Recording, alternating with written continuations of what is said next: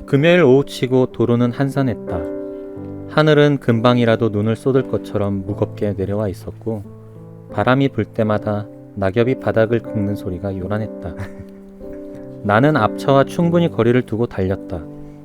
1톤 트럭에는 재활용인지 폐기용인지 모를 가구들이 잔뜩 실려 있었다. 얼핏 안정적으로 쌓아 올린 듯 했지만 자세히 보면 곳곳에 헐거운 틈이 있었다. 낡은 가구들은 서로 부딪히며 불안하게 흔들렸다. 금방이라도 한쪽으로 쏠려 바닥에 떨어질 것만 같았다. 뒤에 실은 물건 때문인지 트럭은 속도를 내지 못했다. 왕복 2차선 도로에서 트럭을 앞지를 방법은 한 가지뿐이었다. 전방을 살피고 방향을 틀었다.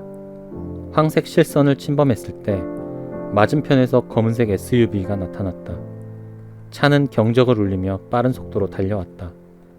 서둘러 핸들을 돌렸다. 땀에 젖은 손바닥이 자꾸만 미끄러졌다. 안녕하세요. 들어는 봤지만 읽지는 못한 당신을 위한 다독다독 2부의 책장을 열겠습니다. 네, 안녕하세요. 안녕하세요. 네. 아무튼 고품격 도서방송 다독다독 듣고 계십니다. 왜 라디오 그거지? 근데 그런 멘트 괜찮네요. 네. 네. 지금 드리머가 읽은 소설은 네. 시티픽션의 네. 오후 5시 한강은 불꽃놀이 중이라는 이라는 소설의 작품입니다. 시작 부분을 읽었어요. 예. 조수경 작가님의 작품인데요. 2부부터 들으시는 분들을 위해서 지금 얘기하고 있는 책 잠깐 소개해 드릴게요. 이 시티픽션이라는 책은요. 7명의 최고의 소설가들이 어떤 지역들의 랜드마크를 기본으로 해서 아주 흥미로운 소설을 쓰신 것을 모은 소설집입니다. 네. 82년생 김지영의 조남주 작가님, 정영준, 이주란, 조수경, 임현, 정지돈, 김초엽 작가님의 소설들이 이렇게 수록이 돼 있고요. 네. 1부에서는 저희가 봄날 아빠를 아세요라는 제목의 조남주 작가님의 작품과 스노우라는 작품을 이야기를 했습니다. 네. 네, 그래서 저희 한 2가지 정도 더 다루면 어떨까 해서 네. 지금 고른 게 오후 5시 한강은 불꽃놀이 중을 먼저 얘기해 보려고 하고요. 네. 이 책은 서점에서 살 수 없잖아요. 그렇죠. 무조건 밀리의 서재에서 네. 정기 구독을 하셔야지 네. 소유할 수 있습니다. 네. 밀리의 서재 네. 오리지널 종이책 네. 정기 구독 서비스를 신청하신 분들에 한해서 네. 받으실 수 있는 한정판이라는 거. 네. 다시 한번 정말 말씀드립니다. 예쁘고요. 네, 이렇게 또 책갈피 할 수 있는 엽서도 주는데 너무 좋아요. 네. 네. 그래서 네. 종이책 정기 구독 서비스를 신청하시면 종이책만 오는 게 아니고요. 그 앱도 무료로 활용을 하실 수 있고요. 예, 5만 권을 무료로 볼 수 있는 거잖아요. 그렇죠. 예, 정말 책값이 아무리 비싸도. 예. 이렇게 신간이 바로 올라와도 되나 싶을 정도로 나오자마자 화제가 되는 신간들도 되게 많이 올라와요. 아예 유명하신 작가분들이신데도 오디오북 바로 동시에 하시는 분들도 많으시더라고요. 네. 그리고 정기 구독 서비스 신청하시면 김영하 작가님의 신간도 받으실 수 있을 것 같아요. 네. 앞으로 예정이 돼 있죠. 네. 그래서 안 받아볼 수 없겠는데 이게 좀 저희도 좀 독서를 좋아하시는 분들이 뭘 제일 좋아하시는지에 대해서 생각해 보는 거를 배울 수 있는 밀리의 서재인 것 같아요. 네. 네. 그럼 이제 작품으로 들어가죠. 네. 오후 5시 한강은 불꽃놀이 중. 예, 네. 제목이 제일 단편 소설 제목까지 생겼어요. 네. 저 그래 참 제목하고 내용하고 좀 안 맞는다는 느낌을 받은 것들이 이것도 그 중에 하나인데 네. 저는 그래서 한강에서 뭔가 불꽃놀이를 하는 얘기가 나올 줄 알았어요. 네. 전혀 없어. 다른 은유적인 표현이었던 거죠, 그렇죠? 네. 조수경 작가님 소개 글을 한번 읽어볼게요. 네. 글, 그림, 여행, 세상 구경 실컷 하고 아이들과 동물들을 사랑하면서 살다 가고 싶은 소설가. 경희대학교 국어국문학과를 졸업했고 2013년 서울신문 신춘문예의 단편 젤리피쉬가 당선되어 등단했다. 소설집 모두가 부서진, 장편소설 아침을 볼 때마다 당신을 떠올릴 거야가 있다라고 쓰여 있네요. 네네. 네, 저희가 이 작가님들의 작품을 다 읽어보지 못한 게 되게 아쉬워요. 그러게요. 그래서 어떤 맥락에서 82년생 김지영을 읽고 조남주 작가님의 또 새로운 작품을 읽는 느낌이랑 또 다르잖아요. 이 완전 작가님들의 다르죠. 네. 어떤 작품들을 읽고 새로운 작품을 읽었을 때 어떤 느낌일지도 되게 궁금해서 또 한번 찾아보고 읽어보고 싶다는 생각이 들었습니다. 네. 오후 5시 한강은 불꽃놀이 중. 이 소설들이 다 랜드마크를 다루고 있다고 했잖아요. 이 소설은 남산 그랜드 하얏트 호텔을 소재로 해서 글을 쓰고 있는데요. 네. 아, 이거 한강뷰 나오는 아파트가 그거 아니었어요? 그런 얘기도 나오죠. 예, 그래서 이 소설 역시 그 조남주 작가님의 작품처럼 굉장히 좀 욕망이랄까요? 네. 사는 곳에 대한 그런 부분도 많이 나오고요. 네, 넌짓이 느껴지게 다루신 것 같아요. 네. 그리고 오늘도 평화로운 중고나라 이야기도 나오고 그것도 되게 재밌는 요소 중에 하나인 것 같아요. 네, 이 줄거리를 얘기하면 어떻게 얘기할 수 있을까요? 왜 날 봐요?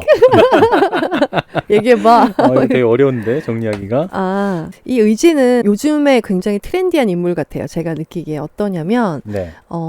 굉장히 야근을 많이 하는 좋은 회사를 그만두고 그냥 자신의 휴식이 보장이 되는 조금 이렇게 일은 좀 그냥 그런 직장에 들어간 사람입니다. 근데 자기가 다니는 그 회사의 동네도 좀 보기 후지고요. 자기가 느끼기에 사장도 왜 막 맞춤법을 틀리고 미신을 믿고 마음에 안 들어요. 있고. 바람 피우는 거를 막 이렇게 자기 약간 비서 같은 일을 하고 있기 때문에 그런 바람 피우는 사장의 그런 부탁까지도 다 들어야 하는 상황이에요.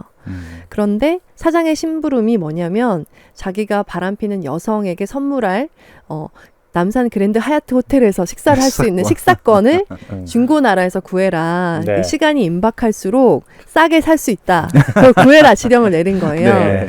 근데 그걸 구하면서 자기의 현재 남자친구인 그 한강뷰에 오래된 아파트가 있는 연석. 예, 연석과 네. 내가 좀 더 이렇게 지금은 어필할 시기다 싶어서 그럼 그 하얏트 호텔에서 먹을 수 있는 식사권 2장 더 사서 먹어야겠다라고 생각을 하고 그 표를 되게 구하고 있어요. 근데 중고나라에서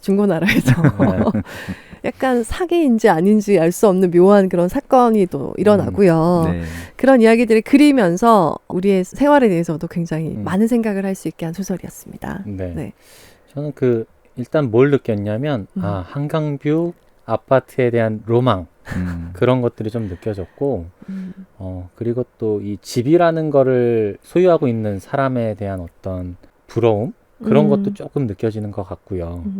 그리고 이 연석과 이 주인공인 의진이 둘이 이제 연인인데 점점 뒤로 갈수록 연석이 의진을 대하는 게 조금씩 거리감을 느껴져요. 네. 거리감이. 그쵸. 근데 반대로 의진은 또 굉장히 조금씩 마음이 더 결혼을 해야겠다는 마음으로 기울어가는 느낌인데 연석은 조금 거리를 두고 있고 막 이런 것들이 보여지면서 네. 여러 가지 생각을 좀 하게 했던 것 같아요. 소설에서는 굉장히 이상적인 사랑이 나오잖아요. 아니면 굉장히 신기하거나 아니면 잔인하거나 뭐 그런 사랑들이 나오는데 제가 현실에서 본 여성이나 남성들의 그런 이야기들이 있잖아요. 네. 그렇게까지 사랑하는지 모르겠지만 날 아껴주는 것 같고 뭐 여러 가지 조건들이 뭐 타이밍도 그렇고 잘 맞아서 결혼하는 거 나쁘지 않을 것 같아. 이 정도로 결혼을 선택하는 사람들이 생각보다 굉장히 많잖아요. 네. 솔직히 그 속마음을 다 얘기하지는 않겠지만 그렇죠. 대부분 그렇게 적당히 어떻게 보면 이런 표현이 좀 그렇긴 한데 타협하고 결혼하는 거죠. 그렇죠. 네. 그리고 그 4포 세대, 8포 세대 뭐 이렇게 해서 자기가 살 집조차 살 수 없기 때문에 결혼을 포기한다라는 사람이 많으니까 네. 어떤 자기 집을 어떻게든 우리가 살 수 있는 공간을 가지고 있는 사람이 있다. 그게 남자든 여자든 네. 그거는 굉장히 그럼 결혼할 수 있겠다라고 생각하는 굉장히 중요한 요인이 되나 봐요. 그렇지 않을까요? 네. 다른 뭐 그럴 것 같아요. 그러니까, 일단은 든든하고 뭔가 준비할 큰 덩어리 중에 하나가 집이잖아요. 그게 이미 준비가 돼 있다는 거는 큰 요인이 되지 않을까? 낭만적으로 생각하면 정말 단칸방에서 사랑하면 그냥 너무 같이 살고 싶고 그냥 떨어질 수 없어서 그냥 그렇게 시작하고 살고 하잖아요. 그런 이야기가 이제 낭만이 되어버렸고 네. 네. 정말 번듯한 데서 그러니까 이 남성이 가지고 있는 아파트는 새 아파트는 아니에요. 근데 재건축이 될 수 있는 아파트죠. 네. 네. 그런 가능성까지 생각하면서 결혼하자고도 남자가 얘기 안 했는데 자기 혼자 인테리어까지 하고 있어요. 머릿속으로. 이미 네. 현재 아직은 재건축도 안 들어간 오래된 구축 아파트인데 그쵸. 이제 그게 새 아파트가 됐을 때 여기는 어떻게 꾸미고 저기는 어떻게 그러니까. 꾸미고 조망은 어떨 것이고 이런 상상의 나래를 펼치면서 네. 결혼에 대한 확신을 가져가잖아요. 네. 네, 그런 장면들이 전 되게 어떻게 보면 현실적이다. 그러니까 이 남자도 음. 넌지시 이렇게 한강을 이렇게 운전하면서 저 아파트 내 명의로 돼 있다 이렇게 얘기를 했다는 거예요. 그래서 네. 뭐야 어필을 하는 거죠. 뭐야 결혼했는데. 그러니까 뭐야. 그러니까 그러면서 나 아파트 가진 남자야라고 네. 어필하는 모습을 보면서 요즘 그런 사람들의 모습들을 그대로 그렸다 이런 네. 느낌 있잖아요. 그래서 여성분들도 아파트 있는 여자야 이러면 정말 이러면서 다르게 보고 네. 네, 그런 실상들. 그리고 이 분이 부동산에 굉장히 관심이 많은 분으로 나와요. 의진, 주인공 의진이 유튜브 보면서 이 빠숑님 같은 비교하지 마세요. 그 유튜브에 네. 이렇게 부동산 여러분 지금 돈 모아서 부동산 사실 생각이었습니까? 꿈 깨십시오 이러면서 갭 투자가 있습니다 여러분 막 이런 식으로 하면서 이렇게 시간이 나면은 정말 그 답사를 막 하고요.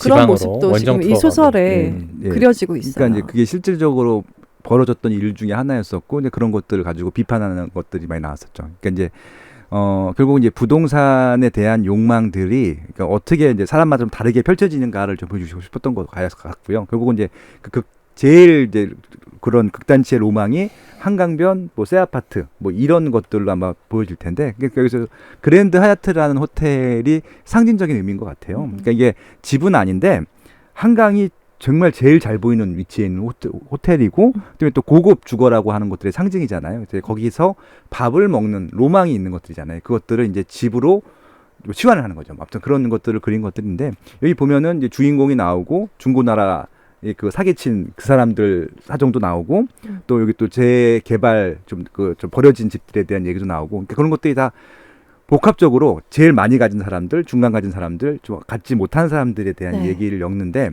그러다 보니까 그런 욕망들을 좀 단기간에 해소하고 싶으니까 아까 말씀드린 단기간에 좀 집을 가질 수 있거나 돈을 많이 벌 수 있는 그런 좀 어떻게 보면 나쁜 찍어주기 강사들한테도 혹할 수밖에 없고 뭐 그런 것들이 실질적으로 사회에 벌어지기도 했고 뭐 그런 것들을 복합적으로 그리고 싶었던 것 같아요. 네. 네, 그래서 이거 중고나라에서 이 식사권을 사려고 하는 이 과정도 굉장히 흥미진진하거든요. 그래서 이거를 무사히 살 수 있을까 막 싶어서 계속 막 읽게 돼요. 팁도 있어요. 어떻게 하면 사기를 안 당하는가, 네. 중고나라에서 뭘 체크해야 되는가, 뭐 이런 팁들도 좀 얻을 수 있고. 처음에 나는 이해가 왜 나오나 했었어요. 갑자기 식사권이 처음에는.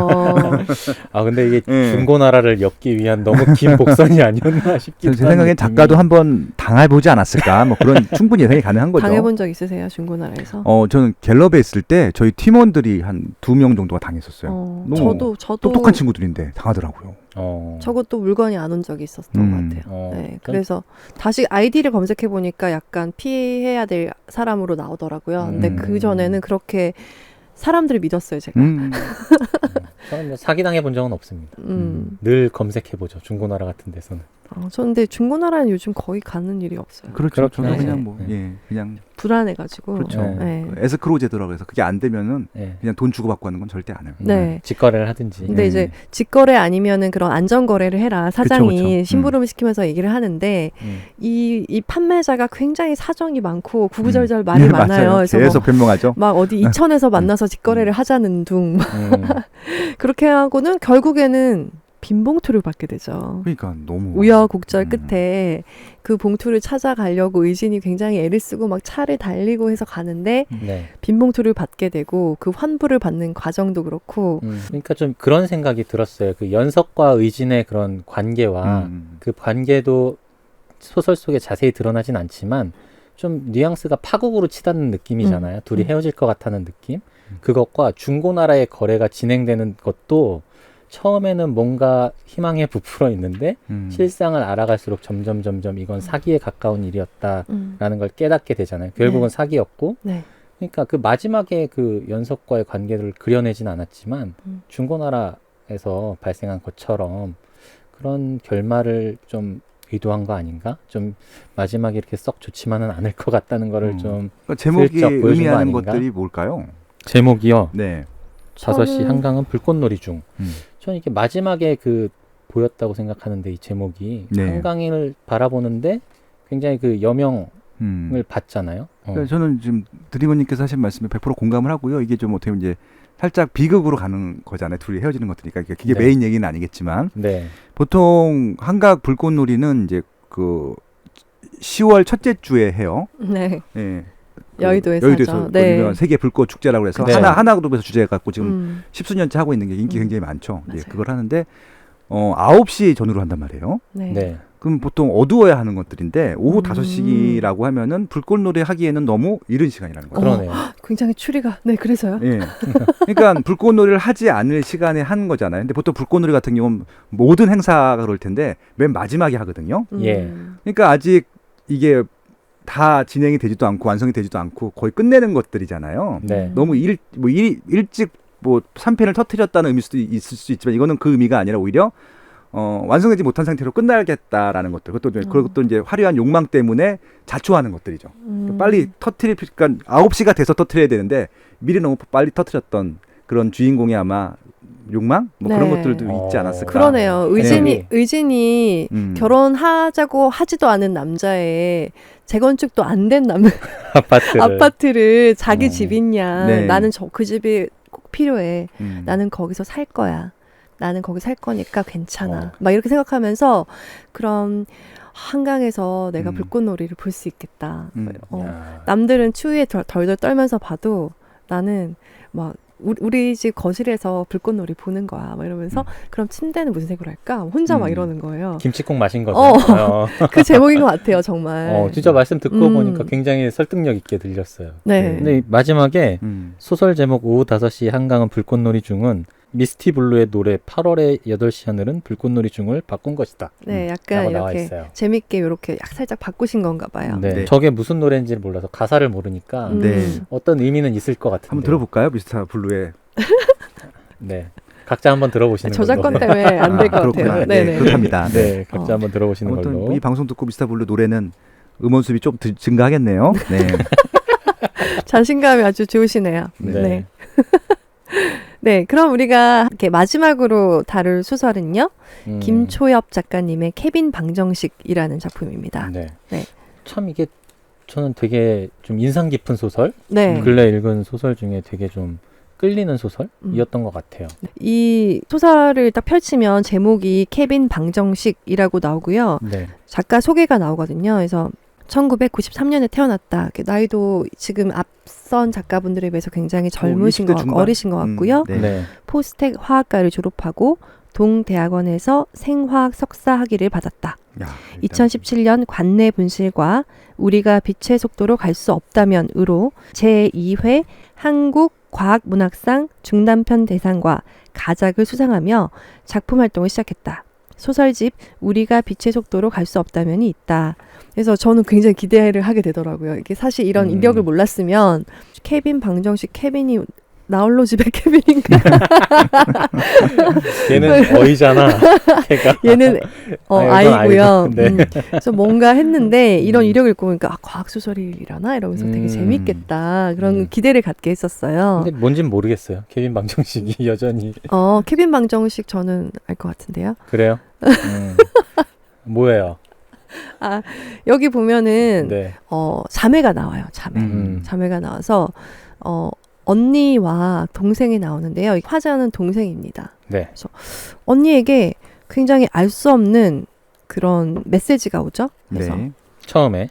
아참 백화점 옥상 관람차 있잖아. 요즘 이상한 소문이 돌고 있는데 그 이야기를 조사해보고 싶거든. 거기 진짜로 뭐가 있을 거야. 혹시 시간 되면 한번 가볼래? 내 계산은 확실해. 라고 메시지를 언니가 보냈대요. 네. 네. 네. 그래서 여기 배경은 울산이거든요. 그렇죠. 그래서 울산에 아까 그 일부에서 선생님 말씀하셨나요? 롯데백화점.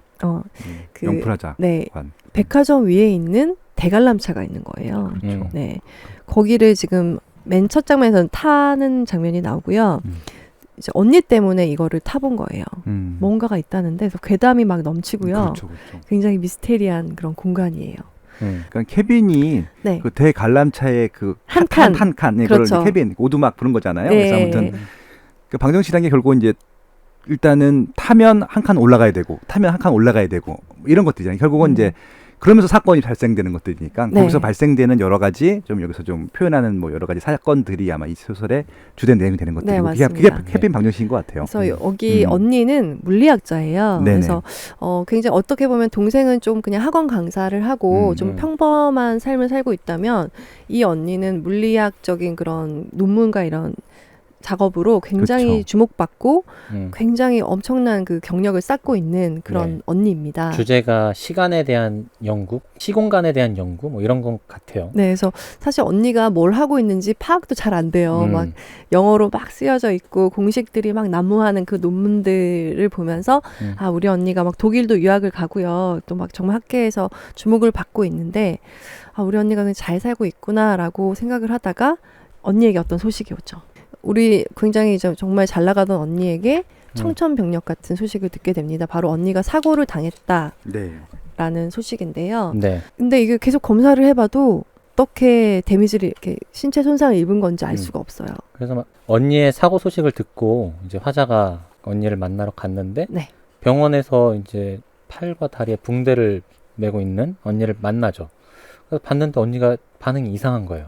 제대로 알아보지도 못하고 이제 내가 갔는데 말을 걸어도 인지도 못하고 그래서 좀 이거는 뭔가 좀 심각한 병이다라는 의심을 하기 시작하는데 이것도 되게 생소한 어떤 병이에요. 네. 시각 지연 증후군? 네, 시간 지각 지연 증후군. 시간 지각 지연 증후군. 네, 이거를 이 소설에서 설명하기를 뇌에서 시간을 인지하는 회로에 문제가 생긴 겁니다. 각각의 감각 신경들은 제대로 작동하지만 그 감각을 통합하는 과정이 제대로 이루어지지 않는 거예요. 아주 드문 경우입니다. 그러니까 이게 실제 생활에 어떤 식으로 적용이 되냐면 모두에게 하루 24시간이 똑같이 주어지는데 우리는 그걸 온전히 24시간으로 느끼는데 이 병을 갖고 있는 사람은 외부에서의 한 10분의 시간이 본인에게는 24시간처럼 느껴지는 그런 상황인 거죠. 네. 굉장히 희귀한 어떤 상황일까 상상도 하기 힘든 그런 병이에요. 언니는 시간을 너무나 느리게 인지하기 때문에 우리랑 의사소통을 할 수도 없고 그러니까 보통 우리가 이제 쿵이면 짝이잖아요. 이렇게 알아듣는 게 현 시간을 같이 공유하고 있기 때문에 우리가 소통을 할 수 있는 건데 그리고 행동할 수도 있고 거북이보다 더 느린 거잖아요. 그러니까 말을 해도 받아들이는 것도 그렇고 대답하는 것도 그렇고 너무나 느린 거예요.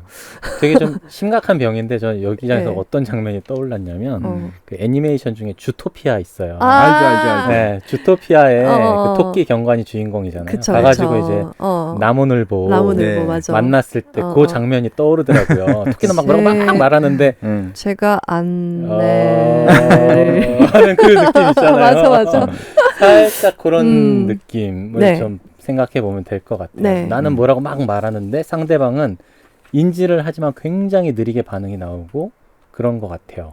그래서 아까 얘기했던 메시지가 이런 시각 지연 증후군을 앓고 있는 시간 지각 지연 증후군을 앓고 있는 언니가 보낸 메시지였던 거예요. 그러니까 이 언니가 아참 뭐 백화점 옥상 관람차 있잖아. 요즘 이상한 소문이 돌고 있는데 그 이야기 조사해보고 싶거든. 거기 진짜로 뭐가 있을 거야. 혹시 시간 되면 한번 가볼래? 내 계산은 확실해. 이게 그냥 말한 게 아니고 그 느린 속도로 이 얘기를 전달을 한 겁니다. 그렇죠. 한 일주일 걸려서 썼을 거라고. 그래서 처음에는 이 언니가 이 짧은 글을 일주일에 걸려서 썼을지도 모른다라는 말이 이게 무슨 말이야 라고 했는데 뒤에 이제 그 사정이 나오는 거죠. 그렇기 때문에 이 동생은 그 대관람차에 뭐가 있는지를 알아봐야만 했던 거예요. 언니가 그런 상황에서도 보라고 하니까. 이게 시간을 느끼는 부분들이 다른 것들이잖아요. 그러니까 이제 덩케르크라는 영화가 있어요. 여기 보면은 누구한테 그러니까 그 영화가 세 시각으로 나오잖아요. 한 사람한테는 일주일 얘기고 한 사람한테는 하루 얘기고 한 사람한테는 뭐 30분에 대한 얘기를 동시 편집하는데 그런 느낌을 잘 받았고요. 여기 보면 이제 287쪽에 보면은 그러니까 결국은 이 언니가 학자인데 그러니까 그 같이 대관람차를 탄 10년 전의 기억이 있고 그때 요 상황을 설명해 준 부분이 나왔어요. 이걸 한번 보게 되면은 이게 어떤 얘기인지 아실 수 있을 것 같아서 이 상황에도 어느 시점부터는 바깥의 풍경이 거의 변화하지 않는 것처럼 느껴졌다. 올라가고 있다는 것을 계속 실감하려면 바깥 풍경이 아니라 케빈이 그리는 원 안쪽의 구조물을 봐야 했다. 10년 전 언니와 관람차를 탔을 때도 언니는 이렇게 말했다. 별들의 시차를 생각해봐. 풍경은 멀어질수록 고정된 것처럼 보이고 심지어 시간도 느리게 흘러가. 관람차야말로 시 공간의 상대성을 보여주는 구조물이지. 밖에서 보는 움직임과 안에서 보는 움직임이 다르잖아. 밖에서는 분명 캐빈들이 등속으로 움직이는 것처럼 보이는데 안에서는 정상으로 갈수록 풍경이 시간도 멈춘 것처럼 느껴지는 거야. 그러니까 이거거든요, 결국은.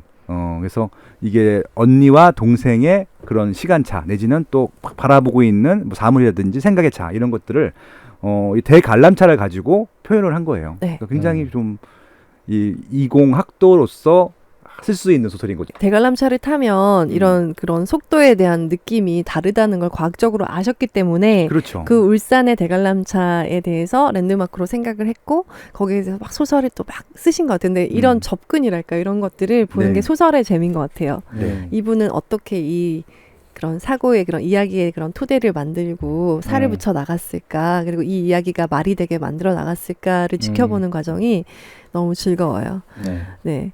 뭐 실제로 그런 어떤 루머 이런 것들이 돌지 않았을까요? 몇 번 캐빈을 타고 정상에 올라가면 뭐 바깥을 보다가 실내를 쳐다보면 바닥에 뭐 핏자국이 있다든가 아니면 뭐 바깥에 뭐 손바닥 모양이 보인다든가 뭐 이런 식의 어떤 루머 네. 그거를 듣고 나서 거기에 착안해서 쓰신 거 아닐까라는 생각도 좀 들고요. 뭐 그런 괴담 많잖아요. 그거를 좀 잘 풀어주신 것 같아요. 과학적인 네, 내용과 재미있죠. 접목시켜서. 네. 여기 이제 그 언니가 건강했을 때 우리와 같은 시위 공간의 인지가 같았을 때 이제 자매 얘기가 나오는데 네. 이제 언니가 인터뷰를 막 하게 될 거를 같이 막 해보는 그런 장면이 나와요. 그래서 동생이 물어보는 거죠. 유연아 박사님, 시공간 차원 거품이 뭡니까? 공상과학 소설에 나올 것 같은 이름인데요. 그걸 통하면 다른 차원으로 갈 수 있을까요? 외계인들을 만날 수 있나요? 시간 거품은 야, 너 진짜 웃긴다. 나 진지해. 대답 못하면 또 기사 이상하게 나온다. 시공간 차원 거품이 아니고 국지적 시간 거품이거든. 그래서 그게 뭔데요, 박사님? 하니까 시간 거품은 아주 국지적으로 미시세계에 한정된 규모에서 발생합니다. 다른 차원으로 가는 건 당연히 아니고요. 어려운 개념이다 보니 흔히 그런 오해를 사긴 하지만 실제로는 그동안 하나의 가설이자 재미있는 아이디어 정도로 여겨졌던 시간 요동 거품이 실제로 플랑크 길이 이상의 규모에서도 유지될 수 있음을 입증했다는 데에 의미가 있겠습니다. 라고 무슨 설명을 말씀인지 했어요. 하나도 모르겠네요. 라고 동생이 말했는데 읽는 제가 그런 느낌이었어요. 네. 그래서 여기 아까 미신적으로 언니가 왜 사람도 그걸 느낄 수 있다라고 얘기를 했는데 그게 아예 뇌에 고정이 됐나 봐요. 그러니까요. 그죠? 네. 그게 그 병으로 나타난 거고. 어. 이 시간 거품이라는 개념이 나오는데 사실 이해하기가 좀 어렵긴 해요. 시공간에 대한 무엇인 것 같긴 한데 진짜 무슨 말씀인지 하나도 모르겠거든요. 네. 그래서 이 국지적인 느낌, 아주 작게 느낄 수 있는 그런 느낌에 언니가 이 뇌가 맞춰졌기 때문에 이렇게 해석하는 게 맞는지 모르겠어요. 여러분도 한번 읽고 같이 어떻게 생각하시는지 너무 궁금한데요. 네.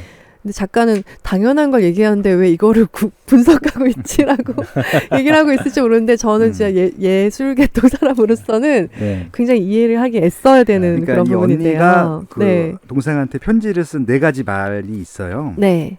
그러니까 이 소설은 아마 다 읽어보셔야지 아마 또 저처럼 문과 계열 분들은 한 2번 읽어보셔야지 내용을 아마 이해하실 수 있을 것 같고요. 네. 결국은 285페이지 맨 밑에 보면은 뭐 일주일 뒤에 메일이 왔다. 언니의 메시지는 단 4마디였다. 그래서 고마워, 사랑해, 더 견딜 수 없어서 나는 잘 지내고 있어. 이게 결국 소설의 처음부터 끝이거든요. 결국은 이거는 선택을 한 거예요, 언니가. 이렇게 살기 위해서. 시간 거품이라는 것들을 한번 몸으로 증명해 보는 것들이고 그렇게 하기 위해서 아마 선택을 한 것으로 알고 있고요. 근데 그것 때문에 주변 사람들이 걱정할 것들을 다 알고 있기 때문에 나는 잘 지내고 있어라는 것들을 메모리를 하는 것들이거든요. 그러니까 이게 학자로서의 어떻게 보면은 그 욕망일 수도 있는 것들이고요.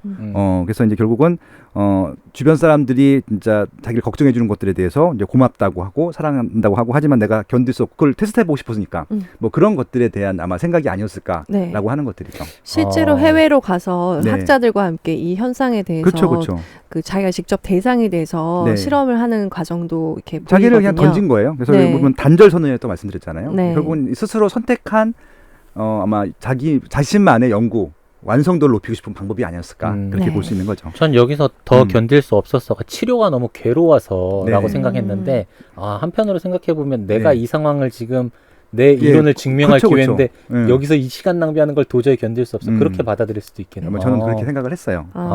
네. 빠숑이 있어야겠다 우리 그치? 역시 이렇게 같은 내용을 읽어도 다 달라요. 받아들이는 게. 그게 참 소설의 매력 같기도 하고. 그렇죠?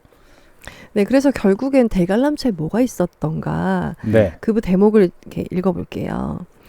그러니까 대관람차에 원래 뭔가가 있었기 때문에 네. 언니도 거기를 주목을 했던 네. 거고 사람들도 뭔가를 느꼈기 때문에 그런 괴담들이 넘쳤던 겁니다. 네. 이제 동생은 그 대관람차를 탔는데 아무것도 못 느껴요. 그치, 처음에 동생이 혼자 네. 타봤을 때는 4번을 탔나요? 5번째 탈 때. 5번 타고 6번째 타려니까 이제 직원이 너 뭐 하는 인간이야 눈빛으로 그러니까, 쳐다보니까 이제 그만 타고 여기에는 아무것도 없어 언니라고 이제 답을 보내죠. 네. 그리고서 언니가 한국으로 넘어오죠. 그래서 대관람차를 또 가죠. 네, 어렵게 언니가 사실 몸도 잘 못 가누고 의사소통도 서로 잘 안 되는 상황인데 허락을 구해서 언니와 함께 캐빈에 올라타게 되는 거죠. 네. 그래서 대관람차가 이렇게 돌아가면서 네. 캐빈이 올라가는데 철컹 하는 소리와 함께 가슴 부근에서 시간의 거품이 톡 하고 터졌다. 신경세포들 사이로 파동이 퍼져나갔다. 귀신도 피 흘리는 소년도 아니었다. 국지적 시간 거품이었다. 정상에서 몇 번이나 경험했던 그러나 아무도 아니라고 했던 울렁이는 감각의 근원. 분리된 하나의 주머니 우주와 스쳐가는 순간이었다. 이제야 소문의 실체를 알 수 있었다. 지금 언니의 의식세계를 잠식했을 기이한 파문을 생각했다. 끝없이 느린 시간 속에서 언니는 누구보다도 선명하게 이 거품의 존재를 자각할 것이다. 이제 언니는 시간 거품을 온전히 감각하는 세상의 유일한 사람이 된 것이다. 네. 더 읽어보니까 진짜 빠숑님 말씀 맞았던 것 같고요. 근데 언니가 어떻게 해서 이렇게 뭔가 내 체계, 인지적 체계를 바꿨는지는 정확하게 나오진 않는 것 같아요. 그죠? 네. 근데 어쨌든 이 시간 거품이라는 게 정말 찰나의 순간 싹 지나가는 어떤 다른 시공간과 사람의 만남? 네. 그리고 그런 게 이제 가능한 장소가 또 제한적으로 존재를 하는 것이고 그렇죠. 그게 누구나 체험해 볼 수 대관람차 있는. 예, 그게 대관람차 정상이었던 것이고 네. 롯데호텔 위에 있는 대관람차를 보고 음. 이런저런 과학적 생각과 또 어떤 사건을 연결해가지고 네. 또 하나의 소설로 만들어낸 거잖아요. 참 이런 걸 어떻게 이렇게 연결짓지라는 생각이 너무 좀 들기도 흥미로워요. 하고 그죠? 아 이게 이런 게 진짜 소설이구나 그런 네. 생각도 좀 들게 하고 우리는 왜 백화점에 대관람차가 있지 런던 아이 뭐 이런 식으로 런던 그냥 아이. 네. 생각할 텐데 네. 그 작가는 그래 시간을 그 대관람차 캐빈에 가면은 시간이 다르게 느껴지겠지? 저기에 뭔가 있는 게 아닐까? 이렇게 생각하면서 이 이야기를 만든 거잖아요. 너무 재밌고요. 저는 이제 사람들이 시간은 항상 다 공평하게 주어진다라고 얘기를 하는데 네. 저는 요즘 들어서는 그게 진짜 공평하지 않다는 생각이 되게 많이 들고 네. 또 왜 어떤 때는 시간이 1분 이렇게 플랭크 할 때 1분 이렇게 너무 길어. 길어. 맞아. 1분 이렇게 긴 거 말도 안 돼요. 막 이런 생각이 들고 어떨 때는 너무 재밌게 얘기하고 놀다 보면은 시간이 뭐 금세 왜 새벽이지? 막 이럴 때도 있고 그렇죠. 또 어떤 생각을 하냐면 시간이라는 게 시간을 살 수 있잖아요. 사람들의 시간을. 그래서 내가 잘 못하고 내가 느리게 할 수 있고 아니면 여러 사람의 손을 빌려서 시간을 사서 내가 해결을 할 수 있을 때 그럼 과연 사람들에게 시간이 공평한가 이런 생각도 많이 했었거든요. 네. 그래서 좀 시간이라든가 이런 걸 보고 또 그 물리학에서는 또 얘기하는 게 또 있잖아요. 정확하게 말을 못해서 얘기를 못하겠고요. 그래서 그런 물리학의 상대성 시간, 상대성 이론들 뭐 이런 네. 것들, 공간들 너무 흥미롭고 즐거웠어요. 네. 그러니까 이 책이 정말 좋은 얘기인 게 지금 처음에는 진짜 현실적인 한 지역의 아파트로 시작해가지고 맨 네. 마지막 같은 경우는 실제 존재하지 않는 시공간이잖아요. 그렇죠. 예, 거기서 그러니까 결국은 지금 어디에 살고 싶습니까였었는데 그 언니는 거기 살고 싶었던 거예요. 네. 굉장히 놀라운 소설이죠. 그러니까 음. 지금 현실에서 시작해갖고 이상 공간까지 가는. 그러니까 네. 이 7개 소설들이 점점 조금씩 그렇게 좀 바뀌어가는 모습들을 맞아요. 보는 것들도 되게 재밌는. 근데 이제 이런 과학자가 아니라 하더라도 현실이 정말 힘드신 분들 같은 경우는 계속 그런 이상향들을 그리실 수 있을 것 같아요. 이제 그런 것들도 소설 중에 나오기도 하잖아요. 네. 예, 그런 부분들을 한번 생각해 보시면서 현실적인 문제들, 사회적인 문제들, 그리고 또 사람들이 추구하는 방향, 이상향들 그런 것들을 한번 복합적으로 자기만의 한번 저는 진짜 어디에 살고 싶은가. 그러니까 좀 뭐 압구정동 현대 아파트가 아니라 네. 정말 내가 살고 싶어하는 곳이 무엇인가.